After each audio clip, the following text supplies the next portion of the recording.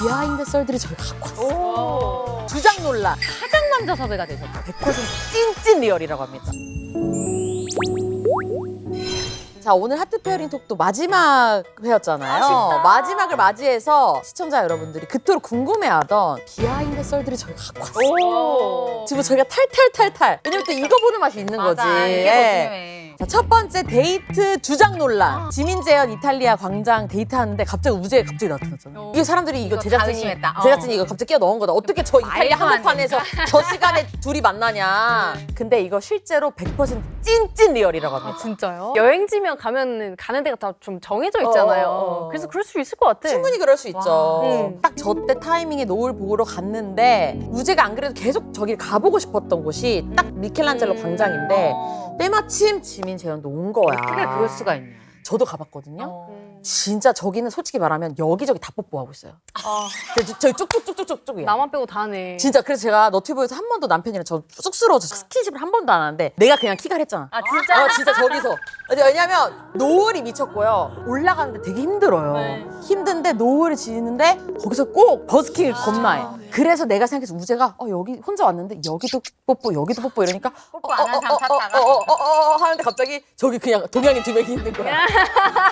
그래서 둘이 만나게 된 게 아닐까라는 저는 만약에 혹시 이제 썸을 타거나 뭔가 이렇게 혼자 그런 사랑의 기운을 느끼고 싶다 하면은 저 미켈란젤로 광장 꼭 가보세요. 두 번째 논란은 크리스마스 데이트 때 지민 씨가 이거 결정적인 장면이었잖아. 네. 재현 씨 있는 장소로 잘못 찾아갔던 거. 어. 노린 게 아니냐, 이게 리얼이냐. 재현이 본인 마음을 확인한 순간이잖아요. 그치.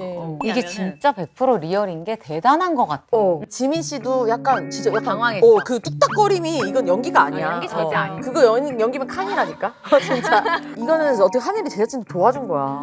잊을 수가 없어. 재현 씨의 그 뒤통수 아쉬워하는. 제작진분들은 정말 그 진심의 진심이기 때문에 개입이 오히려 너무 없어서 첫날에 다들 뚝딱 근데 이제 뭐 해야 되지? 그런 순간이 계속 그렇네. 있어서 출연자가 여기 있었네. 대본 있냐고 질문을 진짜 5만 번을 받았어요. 그쵸. 그래서 대본은 없다. 찐이야, 찐. 그래서 더 드라마틱한 장면이 원래 현실이 드라마보다 더 드라마잖아요. 맞아요. 그래서 주작은 없었던 걸로 여기 논란을 종결시켜 드리겠습니다. 자, 두 번째는 데이트에서 가장 비싼 식사 비용을 지출한 입주자는 누구일까요? 우리 데이트 다 봤으니까. 자, 맞춰보자.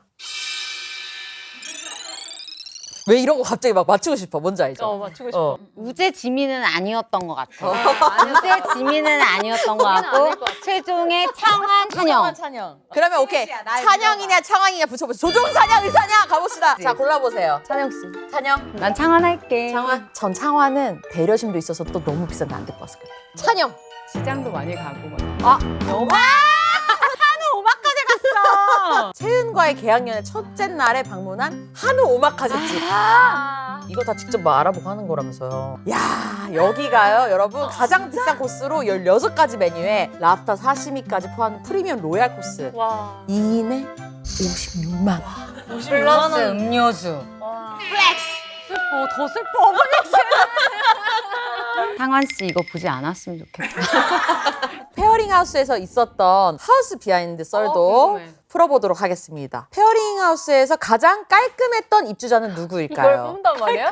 전 확실한 거는 여자가 아닌 것 같아요. 남자 중에 있을 것 보통 같아요. 그쵸. 찬영 것 같은 찬영은 시간이 없어서 좀 맞아, 시간이 없었어.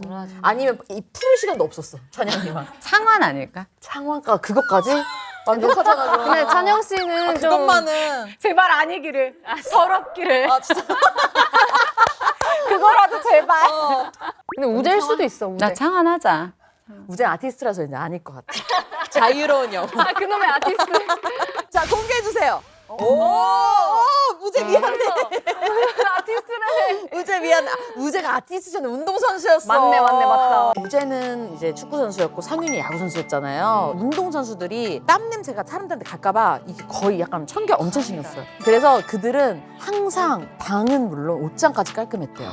침대도 항상 칼각. 그리고 바닥에 아무것도 없어요. 원래 캐리어 그냥 펼쳐놓고 살잖아. 그치? 맞지? 우재 방도 저 옷 미리 입어보려고 저렇게 펼쳐놓고 진짜 깔끔하다. 다음은 뭐죠, 언니? 페어링 하우스에서 가장 일찍 일어난 입주자는 누구? 너무 쉽다. 아유, 찬영, 찬영이지. 찬영, 예. 잘해 찬영, 보여. 찬영. 이거 바로 보여주세요. 늘 새벽 6시에 기상해서 6시 30분 출근. 전날 새벽 늦게까지 대화를 하거나 일을 마무리하다 보면은 진짜 2~3시간밖에 못 자고. 와, 이 생활을 주 6일을 했다고요? 한 달을 버티고 이것도 찬영이니까 버틴 거라고 생각해요. 솔직히 2-3시간밖에 못 자면 걸어 떨어져야 되는데 상윤이랑 채은이 얘기하자면 벌떡 일어나잖아. 그러니까 어디 가서 남자친구가 바쁘다고 핑계대거나 하면 듣지도 마세요. 할 거 다 해요. 맞아요. 네. 바빠도 할수 이렇게 연애 있으니까 다 사. 합니다. 네. 네. 아 그리고 급 바뀐 2층 여자방 남자방 아셨어요? 바뀌었던 거? 저도 몰랐어요. 분해서 보여. 그때 기억나죠? 그 벌떡 일어났던 게 채은이 방이었어요. 채은이 아파서 맞네, 누워있던데. 맞네. 나도 그래서 채은이 왜 채은이 방에서 자지? 냄새가 좋나 그냥 이러고 있었는데 네, 바뀌기 전이고요. 후에 친구가 바뀌었었어. 핑크가 됐나요? 아 맞아 나 기억나. 아 그러네 여자방에. 맞아. 왜냐면 냄새가. 화장실이 2층에 없는데 이제 여자방을 위해서 이제 2층 남자들이 배려를 해줘서 중간에 방을 바꿔줬다고 합니다. 남자들이 직접 매트리스까지 옮겨주고 이런 거 하면서 또 멋져 네. 멋져. 그래서 친구 색깔까지 다 바뀌었고. 단점이 네. 없어 단점. 네. 그리고 데이트 썰, 하우스 썰에 이어서 많은 분들이 정말 궁금해하시는 입주자 섭외 썰도 한번. 하트 페어링 막내 우리 지원 씨 섭외 썰부터 풀어보자면 삼성 중국 지부까지 소문난 미녀셨대요. 그래서 옆 부서에도 구경 오고 왜 막 전화 오면 가끔 웅성웅성 오리고. 그만큼 미모의 직원으로 이제 산에서 유명했대요. 많았지. 인기 많았을 네, 거야. 그리고 일도 잘하고 인성까지 좋다는 지인의 강력 추천으로 섭외되셨다. 야 얼마나 지금도 그- 회사가 들썩이겠다. 맞아. 들썩. 이런 분들은 주변에서 가만히 안 둬. 안 둬. 다음은 이제 뭐 결정사에서 무조건 섭외 영순이죠. 찬영 씨. 아니 근데 전 찬영 씨가 제일 궁금했어. 최연소 의대진아. 의사 겸 CEO. 찬영 씨의 기사를 제작진이 본 거야. 그러니까 신문도 열심히 봤어. 우리 제작진. 진짜 이렇게 대박이다. 바쁜데 신문도 봤어. 근데 연락할 방법이 없어서 결국 찬영 회사 고객센터. 어머. 전화번호 모르니까 해서 전화했고 다행히 통화한 직원이 이게 진짜 운명인 게 네. 하씨 팬인 거야. 어머. 하트 시그널 했는데 에? 고객센터 직원이? 그게 뭐예요? 이럴 수도 있는데 하씨 어. 너무 유명하니까 하씨 팬이고 너무 좋아요 이렇게 된 거야. 공교롭게. 그러다가 이제 전달을 하지. 대표님 무조건 나가셔야 돼. 맞아. 했겠지. 이거 전달하는 사람이 뭐 이거 뭐 어디 방송국에서 연락 왔는데 근데 야 귀찮은 바빠 상황이라. 이렇게 할 수 있는데 팬인 게 되게 너무 막 궁금해서 전달한 거야. 프로그램 그럼 찬영 씨가 이랬겠지.